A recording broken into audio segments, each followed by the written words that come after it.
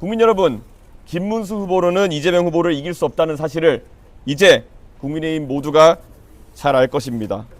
그럼에도 그들이 버티는 이유는 그들에게는 당선보다 당권이 우선이기 때문입니다. 한덕수 총리와 단일화하겠다는 공약으로 후보가 됐던 김문수 후보는 목적을 달성하자마자 그 약속을 무시했고, 국민의힘 후보가 된 다음에도 난데없이 저와의 단일화만 주구장창 얘기하면서 대국민 가스라이팅을 계속하고 있습니다. 단일화 이외에는 내세울 것이 없는 후보라는 것이 증명되고 있습니다. 제가 이재명 후보의 무능과 무식, 반지성을 파헤쳐서 반사이익을 얻는 것 외에 김문수 후보가 지난 선거운동 기간 동안 스스로 이룬 것이 대체 무엇입니까? 전광훈 목사를 풀어달라고 눈물 흘리는 영상이 돌아다닌 것 외에 김문수 후보가 보여준 국가 경영의 비전은 무엇입니까? 비전이 없어서 겨우 생각해낸 것이 반 이재명이라는 기치 아래 역사 속으로 사라져야 했을 이낙연, 전광훈과 같은 이상한 재료들을 모아다 잡탕밥을 만들려고 하는 것 아닙니까? 둥근 사각형, 따뜻한 아이스 아메리카노처럼 존재할 수 없는 물건을 팔기 때문에 이재명 후보에 비해 비교 우위도 없는 것입니다.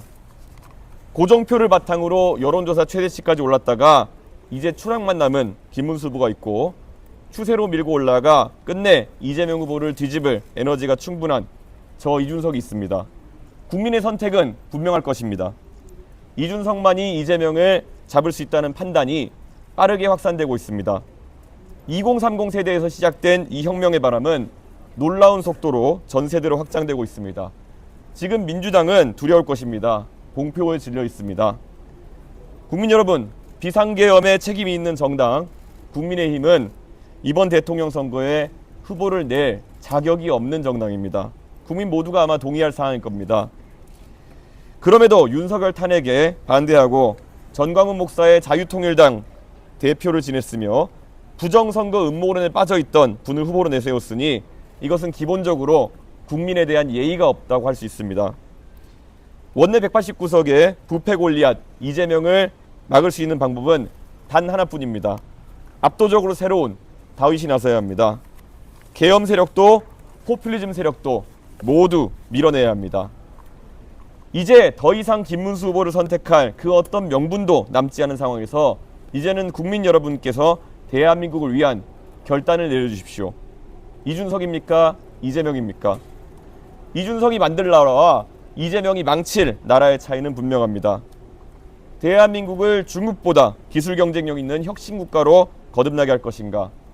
중국과 대만 사이에서 시에시에만 하다가 국제사회에서 완전히 고립되는 나라로 전락할 것인가? 바로 그 차이입니다. 보수와 진보를 가리지 않고 최고로 실력 있는 사람들이 모여 토론하고 타협하는 정치로 갈 것인가? 서초동, 광화문, 시청, 여의도로 갈려서 전쟁 같은 대결을 반복하는 국가로 갈 것인지 바로 그 차이입니다. 대통령을 두려워하는 나라가 아니라 대통령과 언제든지 토론할 수 있는 나라를 만들겠습니다. 총통이 아니라 국민의 시대를 만들겠습니다. 그게 바로 이준석 정부입니다. 국민 여러분, 결단의 시간입니다. 어둠이 물러나니 해가 뜨는 것이 아니라 해가 뜨기 때문에 어둠이 물러나는 것입니다. 겨울이 물러나서 봄이 오는 것이 아니라 봄이 차올라서 겨울을 밀어내는 것입니다. 어둠이 편이 된 햇볕은 어둠을 밝힐 수가 없습니다. 이재명은 세상을 바꿀 수 없습니다. 오늘 밤 마지막 TV 토론을 보시면 판단은 더욱 분명해질 것입니다. 이준석에게 압도적 지지를 몰아주십시오. 반드시 승리해서 보답하겠습니다. 감사합니다.